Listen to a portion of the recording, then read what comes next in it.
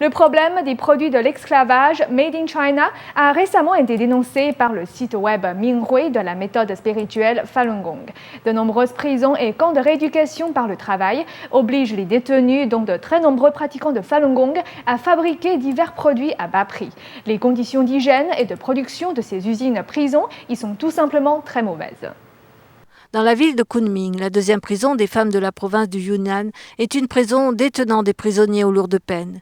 Des pratiquants de Falun Gong persécutés par le régime communiste y sont emprisonnés également. Cette prison fabrique principalement des uniformes d'entreprise, des prêt-à-porter pour les adultes et des petits produits manufacturés. Le camp de rééducation par le travail de la ville de Kunming enferme des pratiquants de Falun Gong depuis 2001. Les produits issus de ce camp sont vendus sur des sites touristiques locaux dans d'autres provinces chinoises et exportés à l'étranger. À l'heure actuelle, dans la province du Hubei, dans le camp de rééducation par le travail de la ville de Wuhan, un très grand nombre de pratiquants de Falun Gong y sont toujours détenus. À l'intérieur de ces murs, une usine fonctionne à plein régime. Les prisonniers soumis à des travaux d'esclavage ne reçoivent aucun salaire. Ils travaillent en moyenne plus de 12 heures par jour et certains travaillent même au-delà de 20 heures. Ils fabriquent non seulement des prêt-à-porter, mais aussi des boîtes en papier pour la chaîne de restauration rapide McDonald's.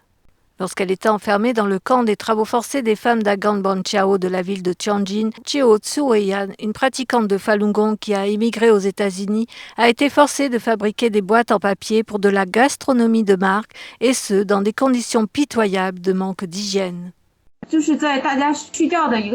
On travaillait dans la grande pièce où l'on dort également la nuit. On posait nos couvertures par terre et on y travaillait dessus.